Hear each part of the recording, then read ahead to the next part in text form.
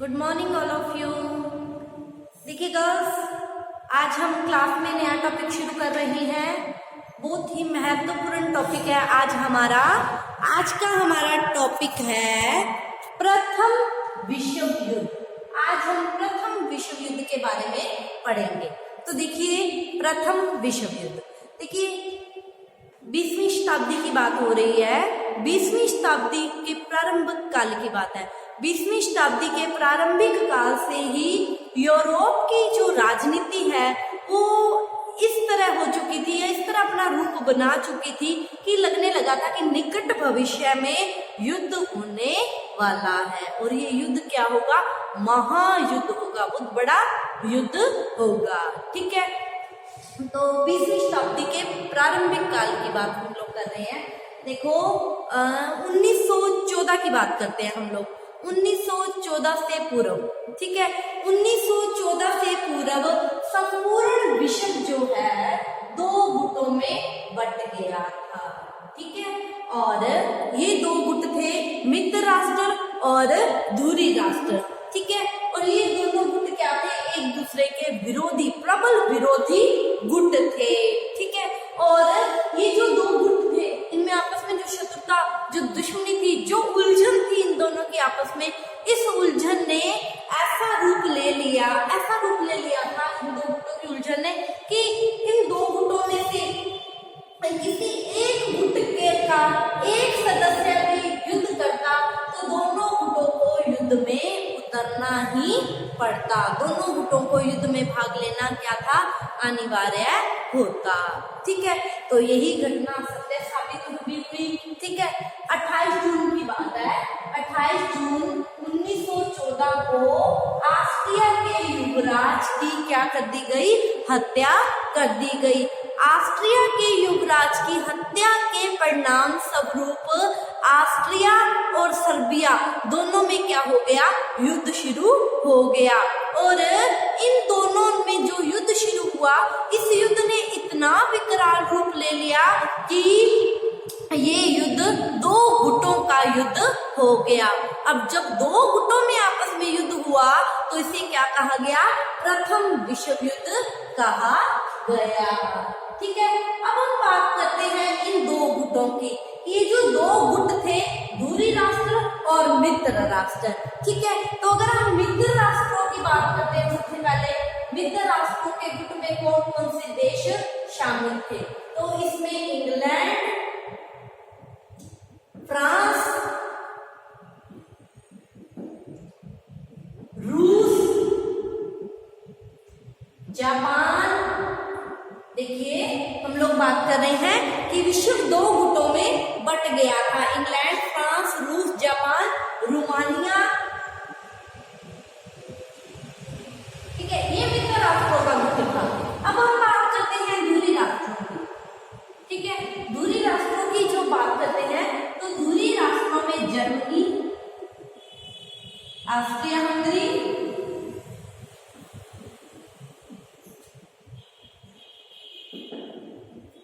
Italy, तुर्की। देखिए, मित्र राष्ट्र और धुरी राष्ट्र। धुरी राष्ट्रों में अगर हम बात करते हैं तो धुरी राष्ट्रों में जर्मनी, ऑस्ट्रिया हंगरी, तुर्की और बल्गेरिया शामिल थे। ठीक है, और इन दो गुटों में प्रथम विश्व युद्ध लड़ा गया। तो देखिए, इन दो गुटों में जो युद्ध लड़ा गया, ये युद्ध 1914 से आरंभ होकर 1919 तक चला। और ये दो गुटों में जो युद्ध हुआ था, इसी को ही प्रथम विश्व युद्ध कहा गया था। देखिए, इसमें जो इटली था, पहले तो धुरी राष्ट्रों के गुट में था और बाद में क्या हो गया था? मित्र राष्ट्रों ने इसको लालच दे दिया था और बाद में ये मित्र राष्ट्रों के गुट में चला गया था। ठीक है, तो ये धुरी राष्ट्र और मित्र राष्ट्र में आपस में जो युद्ध लड़ा गया, इसे प्रथम विश्व युद्ध कहा गया। ठीक है, अब हमारे लिए टॉपिक है कि प्रथम विश्व युद्ध ये जो लड़ा गया, इसके क्या कारण थे? दोनों में दुश्मनी की क्या वजह थी? ये किस तरह यूरोप का ये जो वातावरण था धीरे धीरे कैसे विषाक्त हुआ? क्या कारण थे? ठीक है, तो अब हम चर्चा करेंगे प्रथम विश्व युद्ध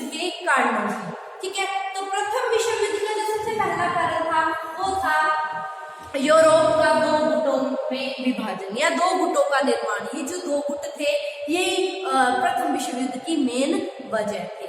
देखो प्रथम विश्व युद्ध का जो पहला कारण था दो गुटों का निर्माण। अब देखिए दो गुटों का निर्माण कैसे हुआ था, ठीक है। अगर हम दो गुटों के निर्माण की बात करते तो आप लोगों को मैंने बिस्मार्क पढ़ाया था, जर्मनी के एकीकरण का जो पिता था।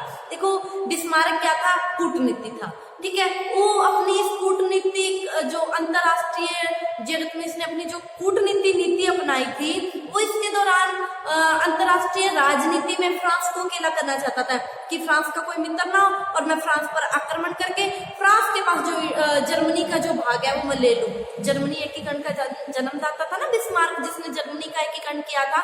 तो जर्मनी का एकीकरण करने के लिए वो बिस्मार्क फ्रांस से जर्मनी का पार्ट हटना चाहता था और वो चाहता था कि फ्रांस को अंतरराष्ट्रीय राजनीति में अलग कर दूं, उसको कोई मित्र नहीं होगा तो मैं उस पर आसानी से युद्ध आक्रमण कर सकूंगा, ठीक है। तो अंतरराष्ट्रीय राजनीति में फ्रांस अब क्या हो गया था, अकेला हो गया था। कैसे, देखिए जर्मनी ने एक और तो क्या किया था, त्रिगुट संधि की थी।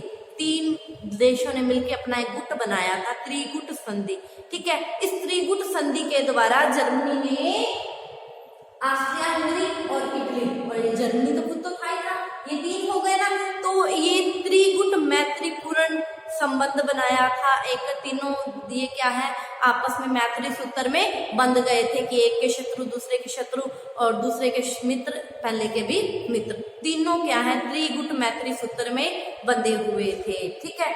और दूसरी ओर जर्मनी ने क्या, तो देखिए ये त्रिगुट जो मैत्री संधि हुई, इसके अलावा अब जर्मनी ने क्या किया, अपने इन दोनों मित्रों से छुपाकर, ऑस्ट्रिया और इटली से छुपाकर रूस के साथ भी एक संधि कर ली। क्यों, क्योंकि उसको लगा कि मैंने इन दोनों को तो अपनी ओर मिला लिया, कहीं रूस और फ्रांस में मित्रता ना हो जाए। वो तो फ्रांस को अलग करना चाहता था, जर्मनी फ्रांस को अलग करना चाहता था, अतः उसने फ्रांस को अलग करने के लिए रूस को भी अपनी ओर मिलाना शुरू कर दिया और रूस के साथ भी एक संधि कर ली। अब 1890 में जर्मनी ने क्या किया, रूस को अपनी ओर मिलाने की और फ्रांस को जो अकेला करने की जो नीति थी वो क्या कर दी, छोड़ दी, ठीक है। अब क्या हो गया, रूस और फ्रांस दोनों एक दूसरे के निकट आने लगे। पहले तो रूस को निकट जाने नहीं दे रहा था ना जर्मनी फ्रांस के, ठीक है। अब जब रूस ने अपनी इस नीति का कि फ्रांस को अकेला करना है, रूस को अपनी ओर मिलाना है, इस नीति का त्याग कर दिया, तो फ्रांस और रूस आपस में एक दूसरे के निकट आ गए और दोनों के बीच में एक मैत्री संधि हो गई, ठीक है। तो इन दोनों में क्या हो गई, मैत्री संधि हो गई, ठीक है। अब क्या हुआ, इंग्लैंड और फ्रांस तो पहले मित्र थे ही थे, ठीक है, इंग्लैंड और फ्रांस मित्र थे। अब इधर से फ्रांस और रूस मित्र हो गए, तब रूस और इंग्लैंड की मैत्री का जो द्वार था वो भी क्या हो गया, खुल गया, ठीक है। अब क्या हो गया, इंग्लैंड और रूस की भी मैत्री हो गई। क्यों, क्योंकि देखो इंग्लैंड और फ्रांस मित्र थे, अब फ्रांस और रूस मित्र हो गए, ठीक है। तो फ्रांस ने रूस की दोस्ती अपने मित्र इंग्लैंड से भी करवा दी।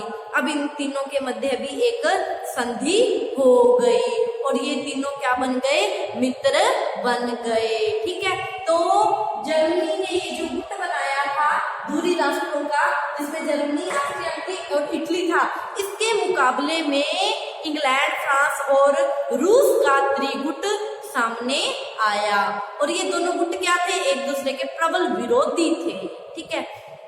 तो देखिए ये दो गुट बन गए। हम लोगों ने बाल्कन राजनीति के बारे में पढ़ा था, ठीक है। बाल्कन समस्या पड़ी थी ना, पूर्वी समस्या जो बाल्कन राजनीति के वजह से थी, ठीक है। तो देखो बाल्कन राजनीति में हम लोगों ने ये भी पढ़ा था ना कि जर्मनी बर्लिन जो सम्मेलन हुआ था, बर्लिन सम्मेलन, उसमें क्या हो गया था कि जर्मनी ने ऑस्ट्रिया को सहायता देने के लिए कहा था, दोनों वचन दिया था ना, जर्मनी ने ऑस्ट्रिया की मदद भी की थी, है ना, जब ये बर्लिन सम्मेलन हुआ था, इसमें मतलब उसका पक्ष लिया था। अब देखो बाल्कन राजनीति में जर्मनी ने ऑस्ट्रिया को क्या कहा था, मैं तेरे को सहायता दूंगा, उसको सहायता देने का वचन दिया था, ठीक है। अब अगर जर्मनी सहायता ना देता तो उसका जो विश्वासी मित्र था ऑस्ट्रिया, वो उसके हाथों से मतलब उसको खो देता वो अपने मित्र को, ठीक है। उधर से हम लोगों ने बाल्कन राजनीति में ये भी पढ़ा था ना, जब हम लोगों ने बर्लिन सम्मेलन या बाल्कन राजनीति पढ़ी थी, पूर्वी समस्या पढ़ी थी कि रूस सर्बिया को सहायता देने के लिए वचनबद्ध था। ठीक है, समझ आया? रूस क्या था, सर्बिया को सहायता देने के लिए वचनबद्ध था। अब देखो फ्रांस का इसमें कोई रोल नहीं था, फ्रांस का इसमें कोई स्वार्थ नहीं था, लेकिन फ्रांस क्या है, अपने मित्र रूस की सहायता के लिए वचनबद्ध था। ठीक है, और इंग्लैंड जो था वो भी अपने मित्र फ्रांस और रूस की सहायता के लिए वचनबद्ध था। ठीक है, क्यों? क्योंकि ये क्या है, अपना त्रिगुट बनाए रखना चाहते थे। ठीक है, तो इस त्रिगुट को बनाए रखने के लिए फ्रांस और इंग्लैंड चुप नहीं बैठ सकते थे, वो अपने मित्र रूस को सहायता देते। तो देखो आगे चलकर है ऑस्ट्रिया, ठीक है, ऑस्ट्रिया और सर्बिया के मध्य जो युद्ध हुआ वो प्रथम विश्व युद्ध में बदल गया। कैसे? क्यों? ऑस्ट्रिया का साथ जर्मनी ने दिया, ठीक है, और इधर से सर्बिया का साथ किसने दिया? रूस ने। तो रूस का साथ किसने दिया? फ्रांस ने, इंग्लैंड ने। ठीक है, और इधर से ऑस्ट्रिया ने दिया, इटली ने दिया, तुर्की ने दिया। तो क्या हो गया? प्रथम विश्व युद्ध शुरू हो गया। ठीक है, तो ये हम लोगों ने पहला कारण पढ़ा। तो अगला जो कारण है शस्त्रीकरण की होड़। देखिए शस्त्रीकरण की होड़ क्या था? महत्वपूर्ण कारण माना गया है। 1860 में फ्रांस क्या हो गया था? जर्मनी के हाथों से पराजित हो गया था। जर्मनी के हाथों से पराजित होने के पश्चात उसने क्या किया? अपनी पराजय का बदला लेना चाहता था। अपनी पराजय का बदला लेने के लिए फ्रांस ने अपनी सैनिक शक्ति को क्या करना शुरू कर दिया? मजबूत करना शुरू कर दिया। ठीक है, अब जर्मनी को चिंता होने लगी, ये मेरे खिलाफ अपनी शक्ति मजबूत कर रहा है, तो जर्मनी ने भी अपनी सैनिक शक्ति क्या करनी? बढ़ानी शुरू कर दी, वृद्धि करनी शुरू कर दी। जर्मनी अपनी नौसेना में वृद्धि करने लग गया। ठीक है, इधर से इंग्लैंड अपनी सैन्य शक्ति को बढ़ाने लग गया, इधर से जर्मनी बढ़ाने लग गया।